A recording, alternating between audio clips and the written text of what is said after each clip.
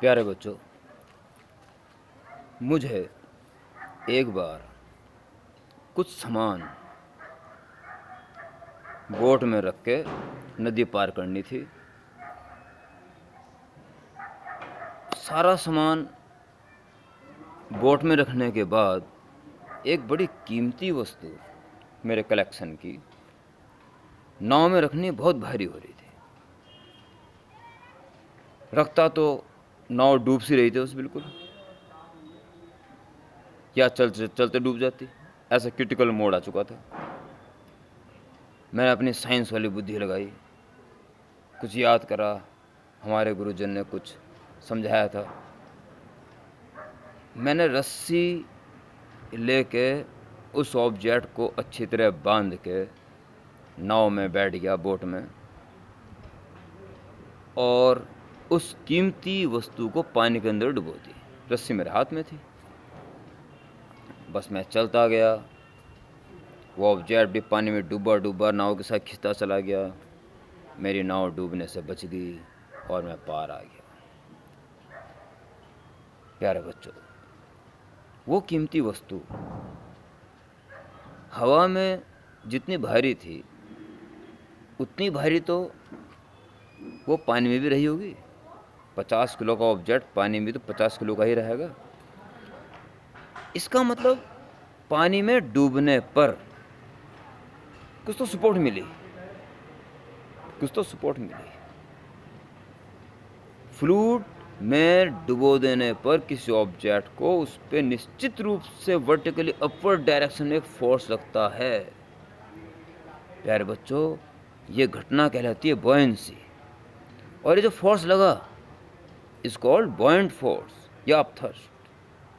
बड़ा इंपॉर्टेंट, मज़ेदार, interesting topic. आइए बोर्ड पे आते हैं।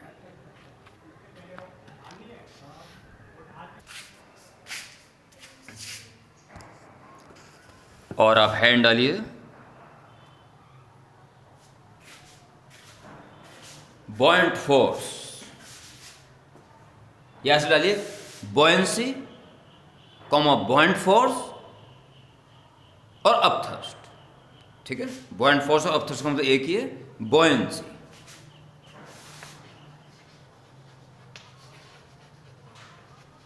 बॉयंसी, बॉयंट फोर्स और बैग में देना अपथर्स्ट। और सुने, when a body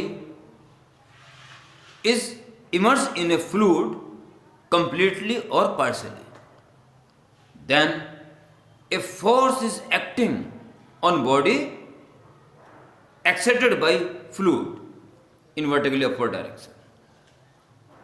This phenomenon is called buoyancy, and this force is known as buoyant force.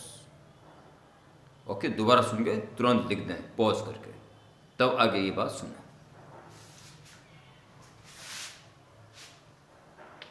Hand डालने के बाद आर्किमिडीज प्रिंसिपल।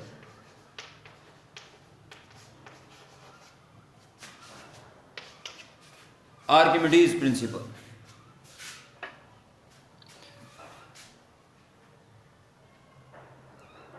जब भी किसी बॉडी को आधी अधूरी या पूरी फ्लूइड में डुबोगे तो अपथर्स्ट लगेगा। ये अपथर्स्ट किसके इक्वल होगा ये पता लगाना एक बड़ा महान कार्य था। आर्किमिडीज ने इस बात को कंफर्म किया कि वो बॉडी खुद डूबने के कारण जितना फ्लूइड बाहर निकाल दिया, उसने डिस्प्लेस कर दिया। जाहिर है जितना वॉल्यूम डूबा होगा उतना ही वॉल्यूम का फ्लूइड बाहर आएगा। उस डिस्प्लेस्ड फ्लूइड के वेट के इक्वल ये अपथर्स्ट काम करता है। यह हमारे लिए बड़ी आसान सी बात हो सकती है, पर जब इसके बारे में कुछ भी नहीं पता था, इस बात का पता लगाना एक बड़ा महान कार्य हुआ। देखिए एक्सपेरिमेंटली एक बॉडी को एक तराजू से तोल लिया गया, इसकी रीडिंग नोट कर ली गई। उसके बाद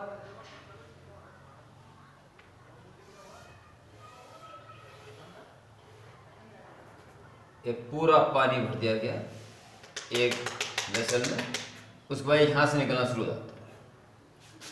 जब यहाँ से टपकना शुरू हो गया तो पानी डालना बंद कर दिया और टपकन खत्म होगी, इसका पूरा यहाँ तक ही भरा हुआ है।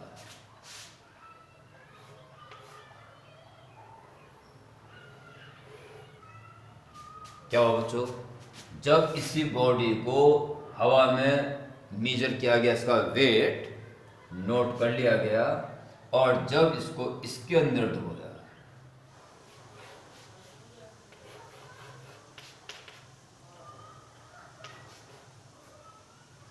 तो जितना वॉल्यूम इसका डूब गया उतना पानी बाहर निकल गया। ठीक, और इसकी रीडिंग को फिर नोट कर लिया, पहले भी नोट किया था, अब भी नोट किया। अब ये हल्का महसूस हुआ। प्यारे बच्चों, इसको तोला गया, इन रीडिंग्स में जो भी डिफरेंस आया इंटू जी करके, यानी कि वेट में, मास में नहीं, वो एक्यूरेट इसके वेट के इक्वल आया। Experimental proof. और उसमें डिफरेंस कौन सा है? पानी में डुबो देने पर जो डिफरेंस आया वो एक्सेलरेट वही तो रहा होगा, बस अब बॉइंट फोर्स, यानी बॉइंट फोर्स डिस्प्लेस्ड लिक्विड के वेट के इक्वल निकला। आप प्रूफ करेंगे इसको। जो लिखना है, अगर आपको पहले से पता हो हमें लिखना क्या है तो मजा आ जाता है जरा बस। प्यारे बच्चों, मैं बहुत दुखी हूँ आप में से कुछ बच्चों से।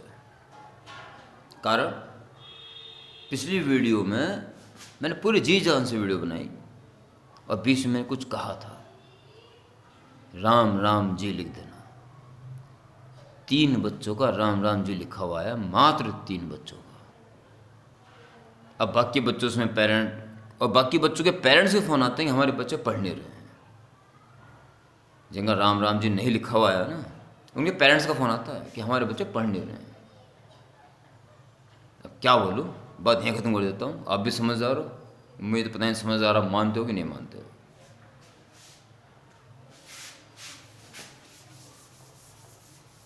स्टेटमेंट आर्किमिडीज प्रिंसिपल का ऑलरेडी क्लियर होना चाहिए पहले, तब लिखा जाता है। क्लियर हो गया?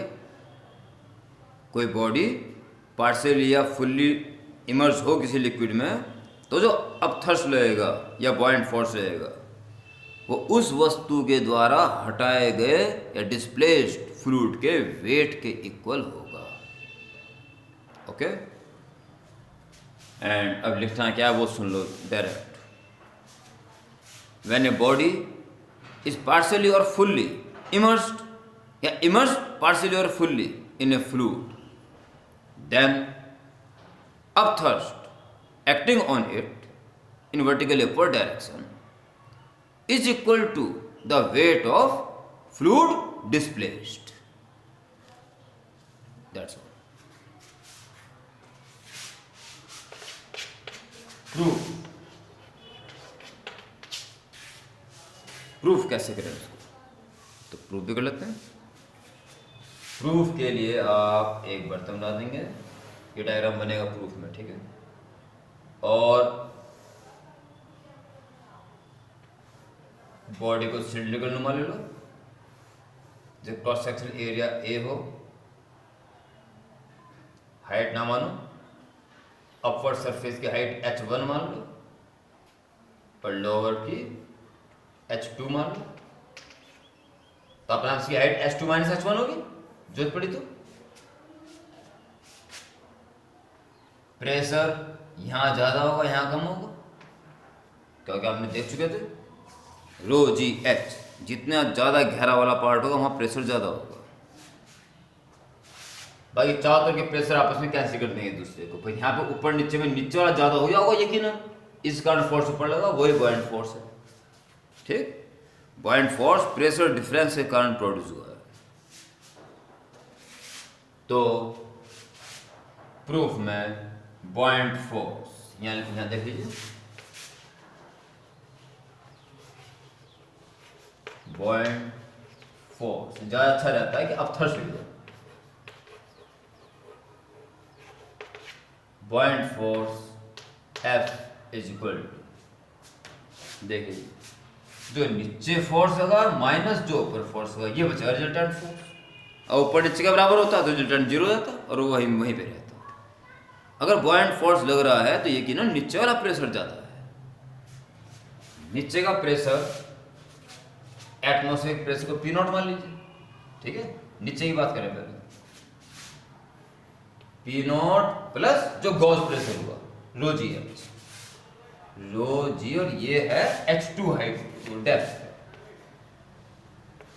इतना प्रेशर पड़ रहा है नीचे, और प्रेशर इनटू एरिया कर दोगे तो आ जाएगा फोर्स। इतना प्रेशर नीचे से पड़ रहा है, ऊपर से कितना पड़ रहा होगा भाई, P0 plus rho g H1 और इनटू ए करिए फोर्स बनी। ये नीचे का स्ट्रॉन्ग फोर्स है, ऊपर का वीक फोर्स, इनका रिजल्टेंट ये नेट फोर्स है, ये अपथर्स्ट है, ये बॉयंट फोर्स है। A take as common, P0 plus rho g H2 minus P0 minus rho g H1, P0 cancel, बाकी इन दोनों में से रो और जी भी कॉमन लो, बचेगा H2 माइनस H1 इंटू ए। ये H2 माइनस H1 देखोगे तो H2 माइनस H1 हाइट आएगी, और height into cross section area, या pi r square h, pi r square h volume हो गया, volume rho g into volume of body.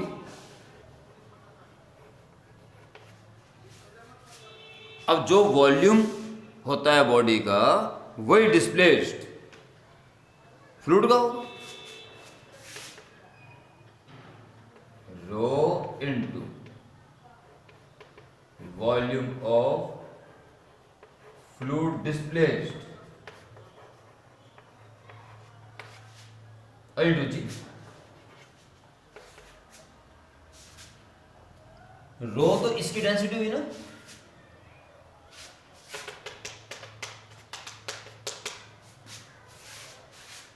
Fluid की density और फ्लूइड का वॉल्यूम, तो volume into density mass, mass of fluid displaced into g, और mass into जी कर देंगे तो वेट बन जाएगा, is equal to weight of fluid displaced. जो भी आप थर्स्ट लगा वो डिस्प्लेस्ड फ्लूइड के वेट के इक्वल होता है, इज वेरी इंपॉर्टेंट। ओके,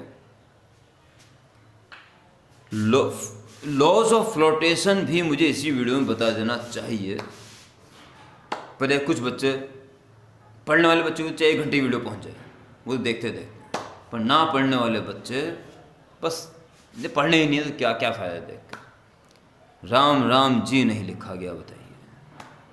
और वो तो और ज़्यादा दुर्भाग्यशाली जिसने पूरी वीडियो देखने के बाद भी राम राम जी नहीं लिखा। ये मेरे लिए अटेंडेंस है बच्चों, भगवान का नाम है सबसे पहले, फिर मेरे लिए अटेंडेंस है। ओके, तो यहाँ तक के अब नोट्स बना लें। बॉयंसी क्या होती है, बॉयंट फोर्स अपथर्स्ट किसे कहते हैं, आर्किमिडीज प्रिंसिपल क्या है और उसका प्रूफ। ठीक है, अगली वीडियो भी आज ही आएगी। नेक्स्ट वीडियो में इसलिए बना रहा हूँ कि एक वीडियो ज़्यादा लंबी ना हो जाए। ओके, राम राम जी।